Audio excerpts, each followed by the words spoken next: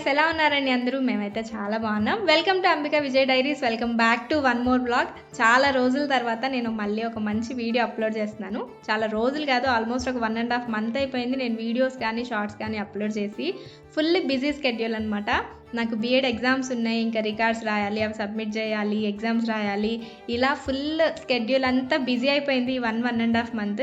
మధ్యలో వీడియోస్ ఉన్నాయి కానీ నేను అవి ఎడిట్ చేసి అప్లోడ్ చేసేంత టైం లేదు. అంటే ఉండేదేమో కానీ నాకు కుదరలేదన్నమాట.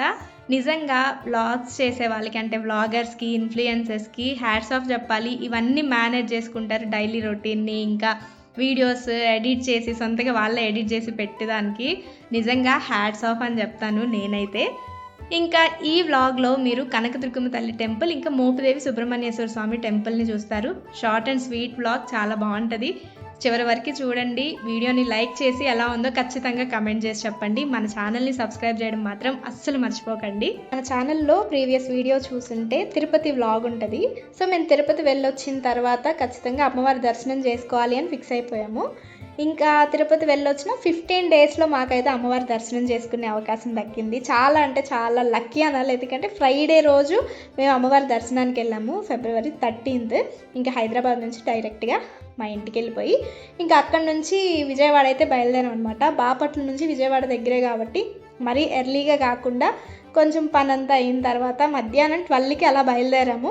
ఇంక మేము అమ్మవారి దర్శనం చేసుకొని మంచిగా పులిహోర ప్రసాదం తినేసి లడ్లు అవన్నీ తీసుకొని దుర్గా మల్లేశ్వర స్వామిని కూడా దర్శనం చేసుకొని మేము అమ్మవారి కొండ దిగేసరికి ఆల్మోస్ట్ ఒక 4-4:30 అయింది టైం. మేమైతే చిన్నప్పటి నుంచి ఎవ్రీ ఇయర్ అమ్మవారి దర్శనానికి ఖచ్చితంగా వెళ్ళాల్సిందే. మేము అమ్మవారి భక్తులం, మా ఇంటి దైవం అనమాట కనకదుర్గమ్మ తల్లి. సో నాన్న ఎవ్రీ ఇయర్ దసరా నవరాత్రుల్లో ఖచ్చితంగా అమ్మవారి దర్శనానికి ఫ్యామిలీ మొత్తం మేము వెళ్ళేవాళ్ళం అనమాట. ఇంకా ఎప్పుడు వెళ్ళినా అమ్మవారికి అటువైపు నుంచి కొండ ఎక్కుతూ వెళ్ళేవాళ్ళం. కానీ ఒక 10 years నుంచి మాత్రం మెట్లు వైపు నుంచి వెళ్ళడం స్టార్ట్ చేసాము. ఇంకా మేము ఎప్పుడు మెట్లు ఎక్కడానికి అటు వెళ్తున్నా కూడా నేను ఈ అక్కన్న మాదన్న కేవ్స్ చూస్తూ ఉంటానన్నమాట. కానీ ఎప్పుడు దగ్గర నుంచి అంటే అక్కడికి వెళ్ళి చూడటం కానీ చేయలేదు. కానీ ఈసారి అసలు ఈ కేవ్స్ ఏంటి అని కొంచెం చిన్న రీసెర్చ్ చేశాను. ఏంటంటే తానాషా, గోల్కొండ ఫోర్ట్ తానాషా ఉన్నారు కదా, ఆయన దగ్గర మినిస్టర్స్ అనమాట అక్కన్న మాదన్న. సో వాళ్ళు మెడిటేషన్కి ఇంకా అడ్మినిస్ట్రేషన్ కోసం ఈ కేవ్స్ అనేవి వాడేవాళ్ళు, బుద్ధిస్ట్ కేవ్స్ అనమాట. సో ఇంకా చిన్న హిస్టరీ అయితే తెలుసుకున్నా, మీకు కూడా చెప్దామని షేర్ చేస్తున్నాను. మీలో ఎంతమంది తెలుసో కమెంట్ చేసి చెప్పండి.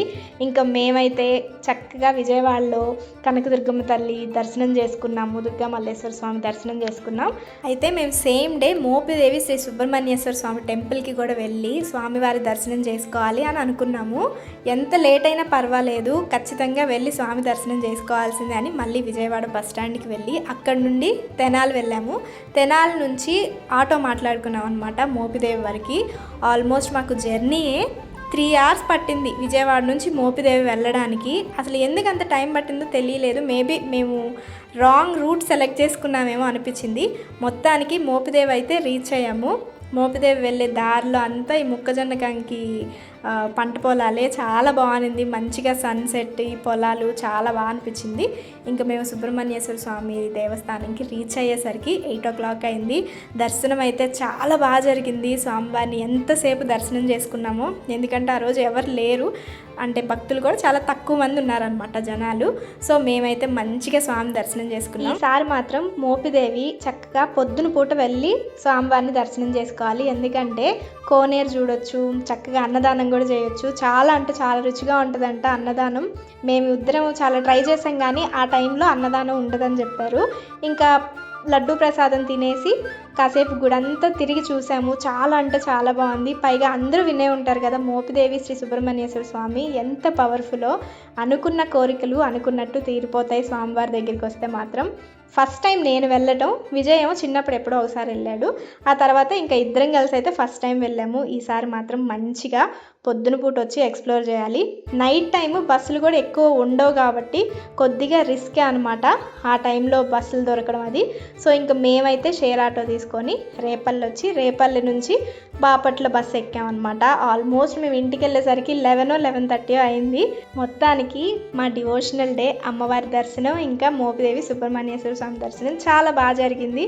ఇదనమాట వీడియో. ఎలా ఉందో కమెంట్ చేసి చెప్పండి. వీడియోని లైక్ చేసి ఛానల్ని సబ్స్క్రైబ్ చేయడం మాత్రం అస్సలు మర్చిపోకండి. Thank you.